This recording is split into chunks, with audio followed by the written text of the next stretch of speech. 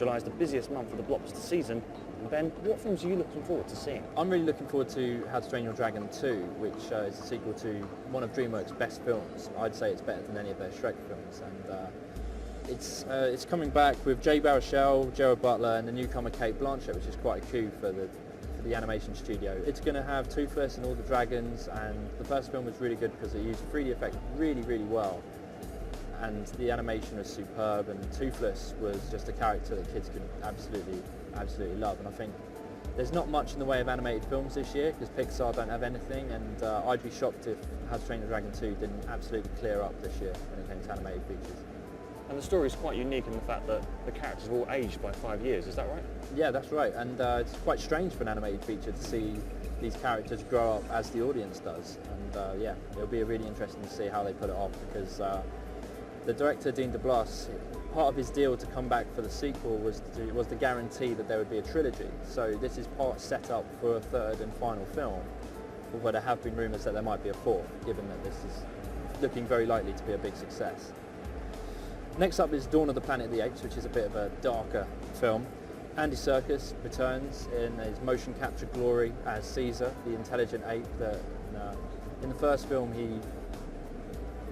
was like this prequel reboot of the Planet of the Apes franchise, and a lot of people sniffed at it, but it was so much better than anyone expected, particularly the human star James Franco, who didn't seem to have that much confidence in what the film could potentially be.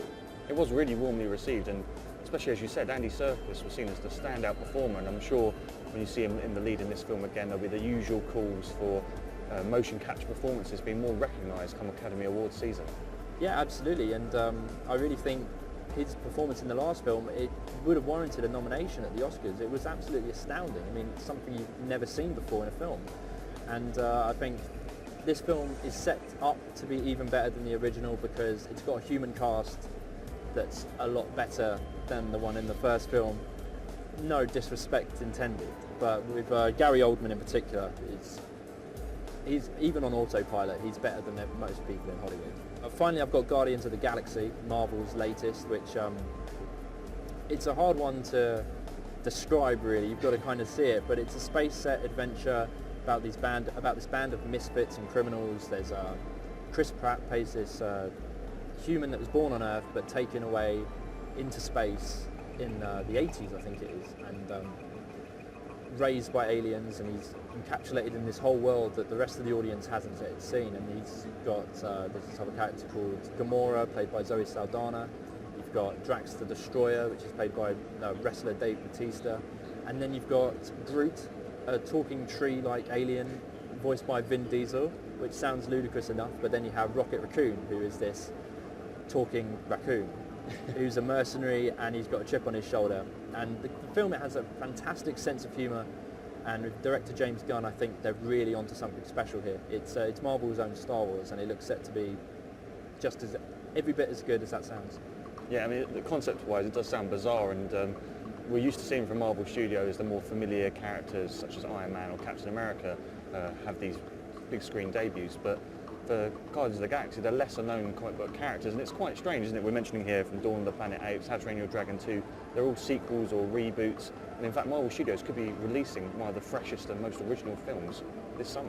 Absolutely, and it's certainly my most anticipated of the year. It's something new for Marvel, as you said, and it's hoping to expand their universe of films, because since Avengers there hasn't been an original film from Marvel. It's all been sequels. You had Iron Man 3, Captain America 2, Thor 2, and this is going to be something, a breath of fresh air, which I think it's needed in the Marvel universe. Well, on the opposite end of the scale, the film I'm most looking forward to this month, in fact one of the films I'm most looking forward to this year, is Boyhood, which is the new film from Richard Linklater.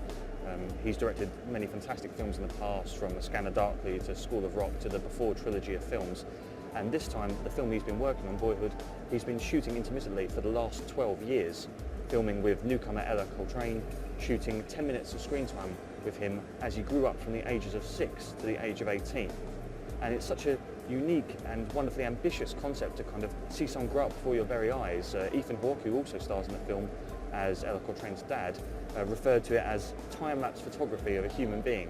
And it's that kind of bold and daring idea to try and chart the progression of time and see someone grow up, I think could mean it could be one of the standout films of the year.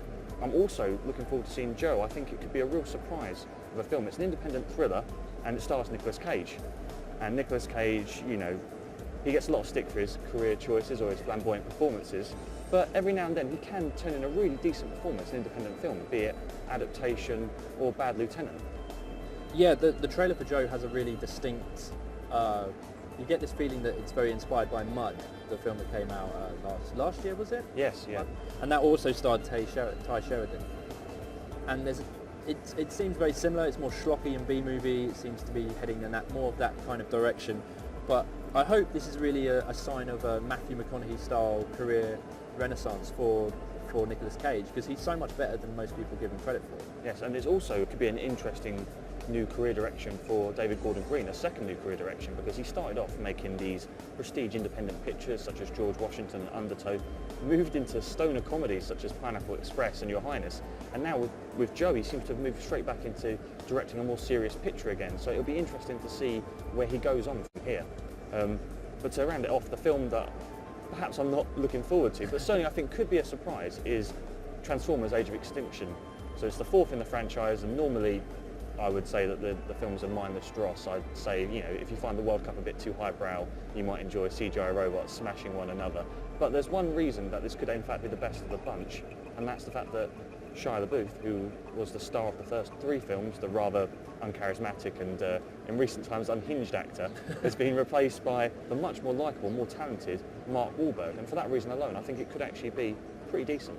Yeah, I agree with you. There's something about it that that seems to suggest that it will be the best of the lot, but that's still not really saying much. I mean, I paid to see the first one. I loved it, but I was a teenager. I didn't know anything back then. I did the same for the second one and was disappointed hugely. The third one, thankfully, I didn't have to pay for, and I'm not going to do the same. I'd rather floss myself with barbed wire. Well, that's all we've got time for this